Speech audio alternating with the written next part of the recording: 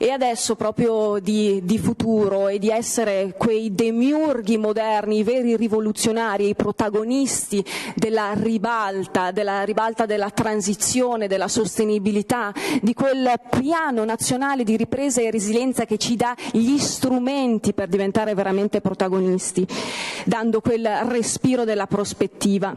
Ne parliamo con l'architetto Franco Alberti, direttore dell'unità organizzativa programmazione energetica e strumenti di incentivazione con le CER e gli ERAC, con il quadro normativo, gli aspetti energetici e territoriali.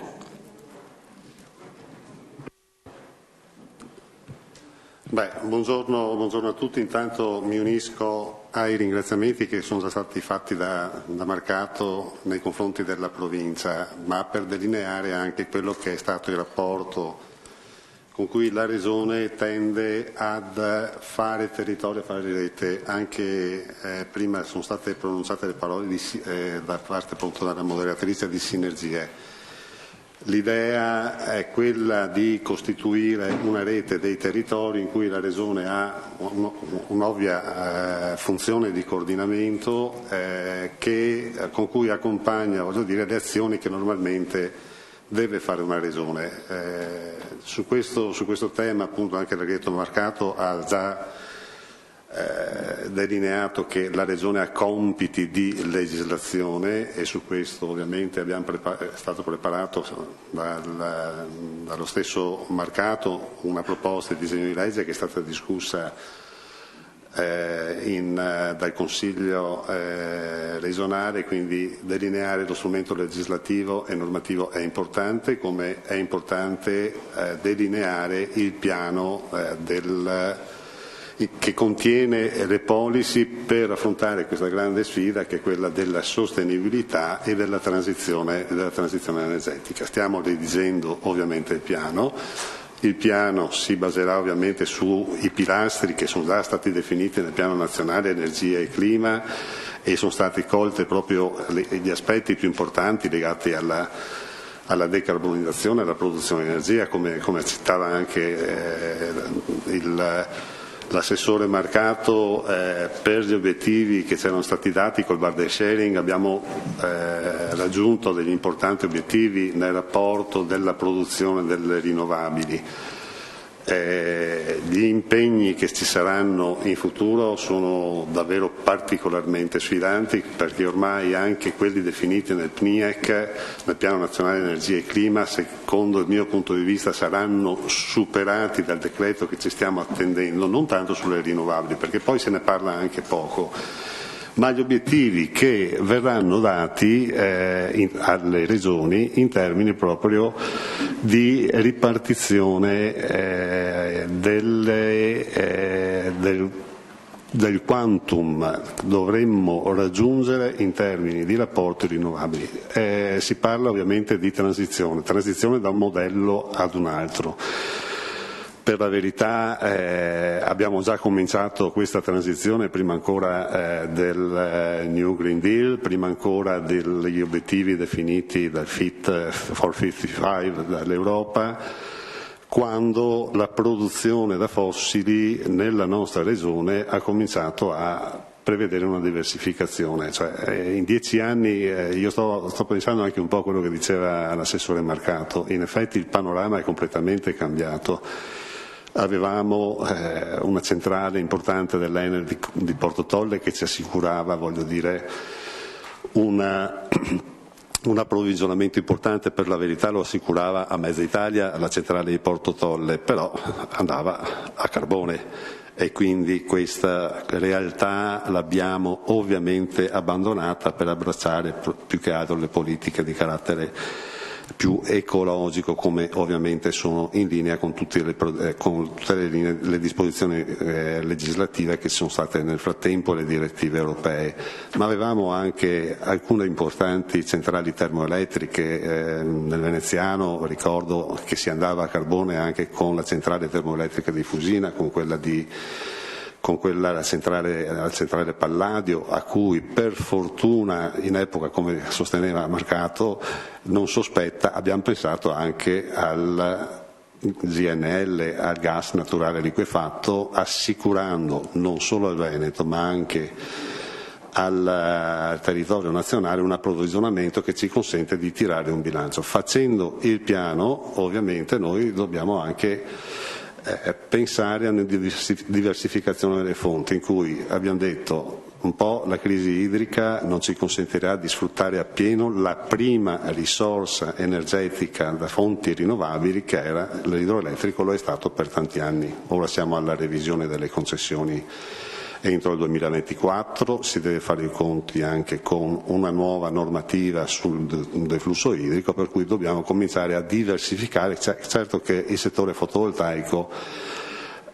ha un ruolo sostanzialmente importante, riconosciamo questo ruolo sostanzialmente importante.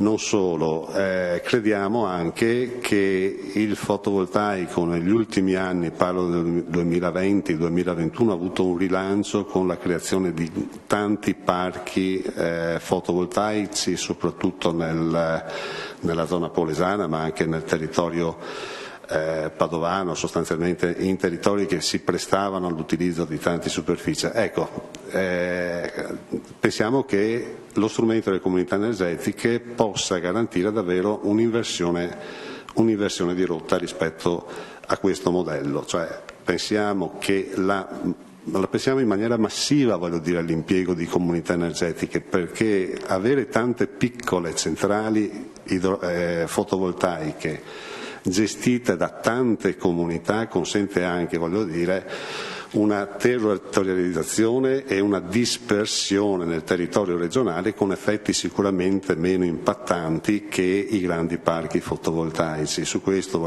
il Consiglio regionale infatti ha anche fatto una legge, la legge numero 17, che tenderebbe sostanzialmente a governare un po' meglio il fenomeno del fotovoltaico. Detto questo, la rivoluzione che ci aspetta, perché si tratta, secondo il mio punto di vista, modesto punto di vista, lo sentiremo anche nelle prossime redazioni che si addentreranno su aspetti tecnici, su aspetti anche di carattere gestionale. Noi abbiamo questi due temi che sono stati tracciati che riguardano la sostenibilità e la transizione. Le parole magiche insomma sono un po' queste. La transizione energetica, a mio avviso, non può essere dissociata dalla partecipazione attiva e volontaria, e guarda caso è proprio il concetto che sta alla base della costituzione delle comunità energetiche. Possono esserci transizione, sostenibilità senza partecipazione. Io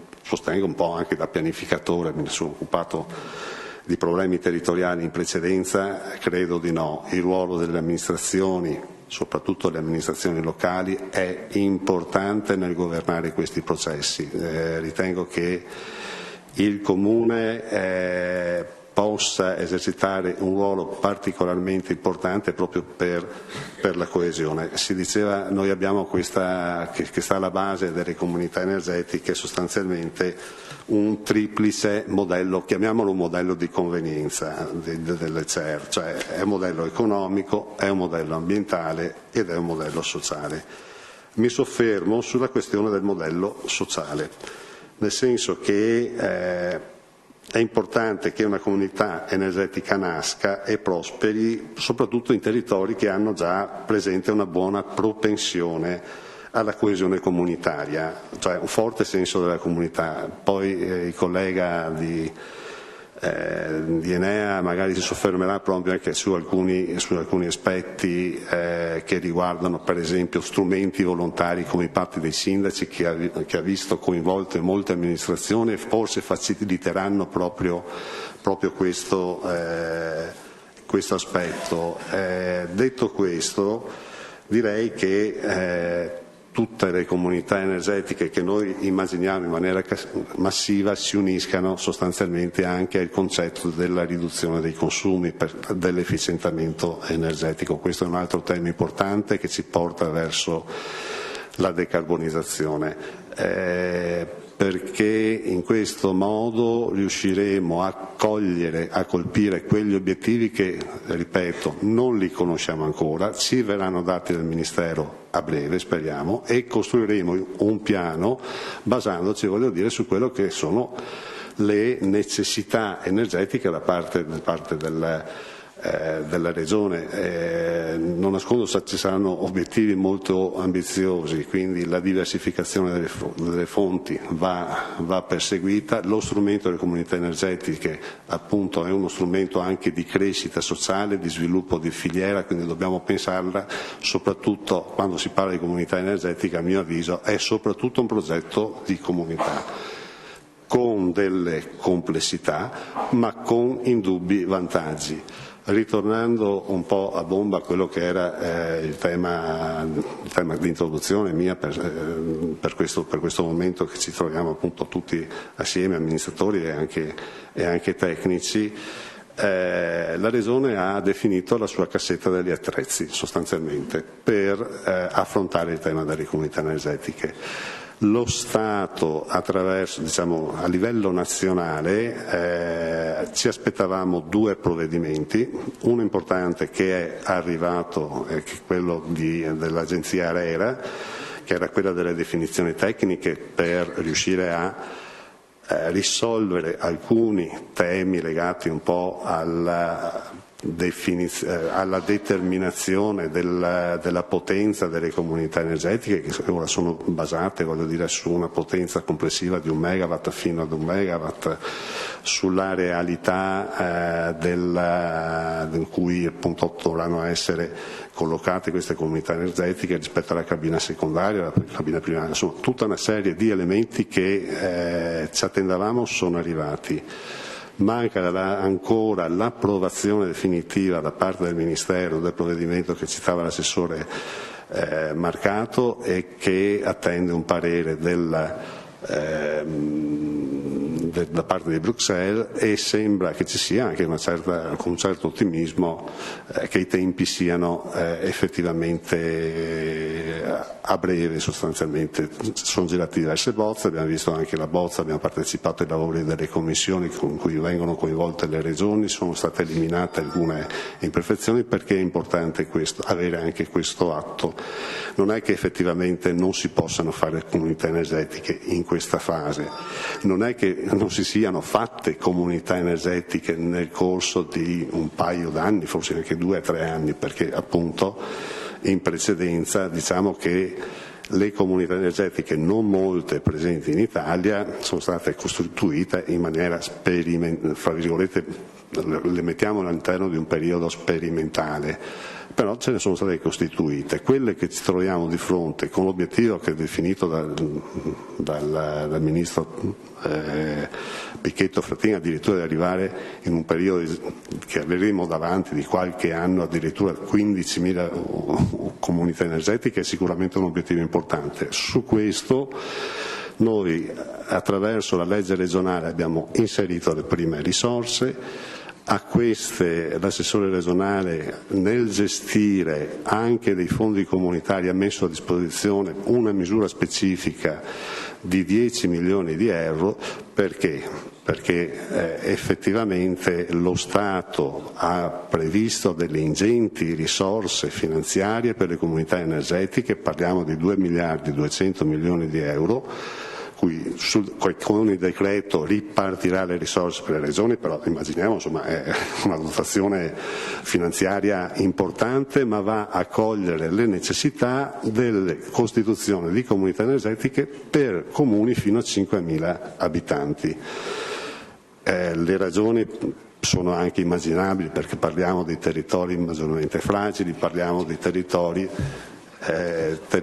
che magari non hanno problemi per esempio di metanizzazione, di approvvigionamento energetico e via dicendo, però c'è un territorio al di fuori dei 5.000 abitanti che effettivamente richiede un'attenzione, e su questo appunto abbiamo tentato di coprire con una misura specifica la rimanente parte del territorio regionale in cui si possa costituire comunità energetiche in territori al di sopra dei 10.000 abitanti.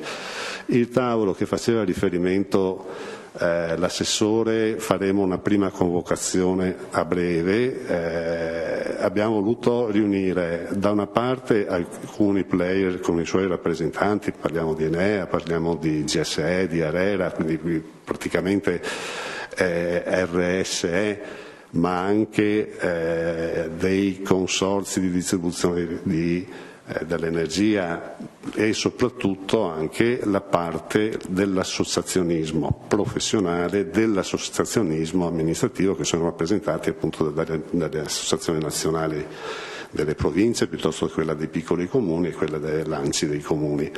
Perché questo tavolo? Perché ci serve un monitoraggio continuo in modo che possa in qualche maniera interloquire tra soggetti e reindirizzare le politiche nel caso ci fossero bisogno. E su questo abbiamo inserito fra l'altro anche un questionario che vi chiedo anche se è possibile di compilare, lo trovate alla fine sia nella piccola documentazione, nella brochure che avete a disposizione e anche nella presentazione che ho saltato, nel senso ma lascio agli atti, perché è importante avere questa interlocuzione con i territori. Regione e provincia in qualche maniera cercano di supplire alle difficoltà che possono avere anche dei comuni. Tutte le province si sono dimostrate disponibili non solo per l'organizzazione di questo convegno, che posso dire che insomma anche ha una certa importanza, spero anche un certo seguito anche da parte di chi ci ascolta al di fuori di questa sala, ma soprattutto l'idea di costituire anche dei centri di competenza attraverso le province. Finanzieremo con un po' di soldi, ma soprattutto anche con risorse nostre personali e di competenza nostra, anche dei centri all'interno della provincia, in modo che ci sia uno sportello in grado di colloquiare e avere davvero una rete che ci porterà ad affrontare questi temi della sostenibilità in maniera strutturale. Le aspettative sono molte, ce ne rendiamo conto, c'è un'idea diffusa di questa bontà, fra virgolette, di questo strumento. È importante fare dei passi e non deludere, le aspettative che già ci sono e sono manifestate, da questi convegni, ma anche dalla percezione pubblica che si ha del senso della comunità. Grazie. Io volevo chiedere un esempio concreto per poter capire meglio, perché sennò vi sembrano discorsi un po' troppo alti. Sì. Voglio dire, si mette insieme Antonio, Giuseppe, il parroco, e cosa devono fare? A chi devono chiedere? E quanti soldi riusciranno a prendere in base alla potenza che riusciranno a fare? Allora, il mio compito era un po' di dare un inquadramento generale, ma non è che queste informazioni non verranno fuori da questa. Sì. Non è fuffa, ci sono diverse modalità, fra l'altro si diceva prima, quando ARERA ha definito le regole tecniche, ha definito addirittura 7 modalità tra comunità energetiche e autoconsumo. Vi verranno mostrate degli esempi delle relazioni che seguiranno. Sì, quindi... ma non può fare lei un esempio in 5 minuti? Sì, per carità, però non vorrei neanche. Io posso farlo tranquillamente. Penso che sia la cosa più interessante che possa dire. Allora, va bene, non vorrei coprire, gli interventi di quelli che mi seguiranno, era anche un po' questo. Ci sono diverse modalità con cui si può fare la comunità energetica. C'è un promotore e ci sono dei membri. Tra i membri possono far partecipare sia l'impresa, almeno che a patto che non ne faccia una forma di reddito di impresa, quindi le imprese è importante che ci siano chi ha delle utenze domestiche. È importante che ci sia il comune, perché il comune può in qualche maniera mettere a disposizione degli spazi per i pannelli fotovoltaici, può mettere a disposizione i pannelli fotovoltaici magari in parte quelli che ha già realizzato, e noi immaginiamo che tutto questo sia governato non certo da cavi e cavetti che collegano un appartamento a un'attività produttiva eccetera, perché tutto passa attraverso il POD. Quindi perché questo? Perché l'incentivo che darà GSE, quindi i soldi che ritornano ad ogni componente della comunità energetica, avverranno, secondo il decreto del Ministero, vedremo in che quantità, se 110, 111 euro a megawatt consumato, perché il principio è che l'incentivo verrà dato ad ogni singolo componente della comunità energetica, può essere una famiglia, un'impresa e via dicendo, in base a questa. Come è governato tutto questo? Perché lei si chiede, c'è certamente un atto costitutivo della società, della comunità, c'è uno statuto e c'è prevista ovviamente la gestione che è complessa di tutto questo management, energetico che viene prodotto. Non so se ho risposto bene alla sua domanda. Poi vedremo degli esempi concreti in cui si vede una comunità energetica costituita solo dall'amministrazione comunale, perché può essere, l'80-70% delle spese che ha un comune è sulla bolletta elettrica dell'illuminazione, quindi ha ovviamente un interesse a costituire una comunità energetica, anche se fosse lui stesso a gestirsi la cosa. Sistemi misti in cui partecipa, promossa dal comune e partecipata, che tra i suoi membri ha tutta un'altra serie di soggetti di carattere privato. Le vedremo, io un po' le ho già viste queste cose nel corso dei convegni che abbiamo fatto, magari anche il collega spiegherà il modello di gestione che, ripeto, non è una cosa semplice, è una cosa complessa che necessita di un approccio di carattere finanziario, di un approccio di carattere sociale, ma anche più strutturalmente, quello che la comunità deve stare in piedi da un punto di vista economico, non solo distribuire, quello che riceve, come gestisce il finanziamento iniziale che potrebbe essere regionale, quindi c'è una parte di compensazione, nel senso che saranno previsti dei contributi, per esempio il Ministero prevede il 40% del costo dell'investimento, quindi la comunità energetica sta in piedi, se sta in piedi tutto il meccanismo di retribuzione, anche perché deve distribuire le risorse dei propri partecipanti, deve accantonare delle risorse per le manutenzioni o per i nuovi investimenti. È un progetto anche di ingegneria finanziaria, ma più che le mie parole contano secondo me le cose che vedrete nelle prossime relazioni, che saranno esemplificative, in quanto avremo delle diverse configurazioni, diverse caratteristiche. Dobbiamo pensare che la comunità energetica è un vestito sartoriale sostanzialmente, e quindi avrà diverse casistiche. Si tratta di scegliere quella che è più appropriata ai bisogni della specifica comunità.